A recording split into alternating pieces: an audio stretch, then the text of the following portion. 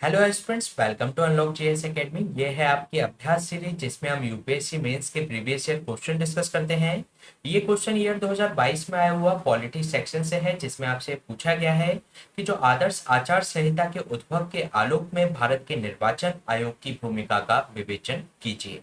तो इस क्वेश्चन का आंसर आपको 250 शब्दों में देना है, जिसमें आपको ये बताना है कि जो मॉडल कोड ऑफ कंडक्ट है उसके उद्भव के आलोक में इलेक्शन कमीशन ऑफ इंडिया की क्या भूमिका है। तो इस क्वेश्चन को सॉल्व करने की हमारी वही अप्रोच रहेगी। सबसे पहले हम इसके इंट्रोडक्शन से इसकी शुरुआत करेंगे, फिर इसकी संरचना या बॉडी का निर्माण करेंगे, फिर निष्कर्ष के साथ इस क्वेश्चन को एंड करेंगे।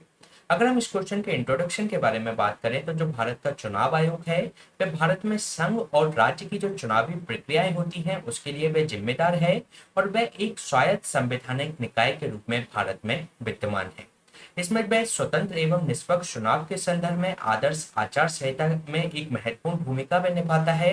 अगर हम बात करें आदर्श आचार संहिता की तो जो चुनाव से पहले जो राजनीतिक दलों और उम्मीदवारों को विनियमित करने के लिए चुनाव आयोग द्वारा जो जारी दिशा निर्देश होते हैं उसका ये एक समूह होता है।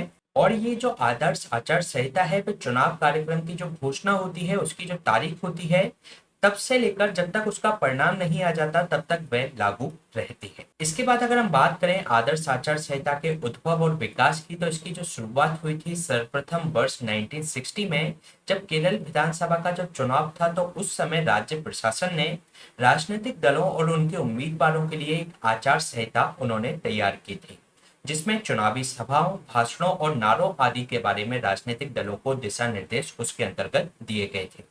इसके बाद जब वर्ष 1962 में जब लोकसभा चुनाव संपन्न हुए तो उस समय पे इलेक्शन कमीशन ने सभी मान्यता प्राप्त जो राजनीतिक दल और राज्य सरकारों को फीडबैक के लिए एक आदर्श आचार संहिता का प्रारूप भेजा, जिसके बाद से देश भर में सभी राजनीतिक दलों द्वारा इसका पालन किया जाने लगा। इसके बाद आदर्श आचार संहिता के लिए एक इम्पोर्टेंट ईयर आया 1991 का, जिसके अंतर्गत जो इलेक्शन कमिश्नर थे वे आपके टीएन शेषन थे, जिनका नाम आपने सुन रखा होगा। इनमें चुनाव आयोग ने चुनाव मानदंडों के बार बार उल्लंघन और निरंतर भ्रष्टाचार के कारण जो मॉडल कोड ऑफ कंडक्ट था उसको सख्ती से लागू करने के लिए उन्होंने कई सारे इनिशिएटिव लिए। और आज जो हम आदर्श आचार संहिता से संबंधित जो इलेक्शन कमीशन ऑफ इंडिया पर जो पावर देखते हैं वह इसी समय उभर कर सामने आई। तो ये हमने बात की आदर्श आचार संहिता के उद्भव एवं विकास की। इसके बाद हम जान लेते हैं कि जो आदर्श आचार संहिता के प्रवर्तन में चुनाव आयोग की भूमिका क्या है। अगर हम बात करें संविधान के आर्टिकल 324 की तो उसके अंतर्गत स्वतंत्र एवं निष्पक्ष चुनाव कराने का जो जनादेश के हिस्से के रूप में चुनाव आयोग ये सुनिश्चित करता है कि जो केंद्र एवं राज्यों में जो सत्तारूढ़ पार्टियां हैं वह संहिता का पालन इसके अंतर्गत करें। साथ ही साथ चुनावी अपराधों जैसे कि कदाचार, मतदाताओं को प्रलोभन देने, रिश्वतखोरी, धमकी या किसी अनुचित प्रभाव जैसे भ्रष्ट आचरण के मामले में चुनाव आयोग जो उल्लंघनकर्ता होते हैं उनके खिलाफ कार्रवाई करता है।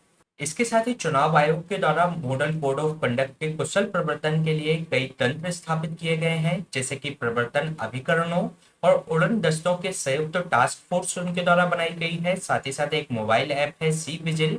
तो इस ऐप की शुरुआत के माध्यम से कदाचार के जो ऑडियो विजुअल साक्ष्य की इसके अंतर्गत सूचना दी जा सकती है और जिसके खिलाफ जो चुनाव आयोग होता है वह तत्काल इसके अंतर्गत कार्रवाई करता है। तो ये हमने बात की जो आदर्श आचार संहिता के प्रवर्तन में चुनाव आयोग की भूमिका के बारे में। इसके बाद अगर हम बात करें इस क्वेश्चन के निष्कर्ष के बारे में तो जो आदर्श आचार संहिता है उसको कोई वैधानिक समर्थन प्राप्त नहीं है, लेकिन चुनाव आयोग द्वारा इसे सख्ती से लागू किए जाने के कारण पिछले एक दशक में इसको मजबूती मिली है।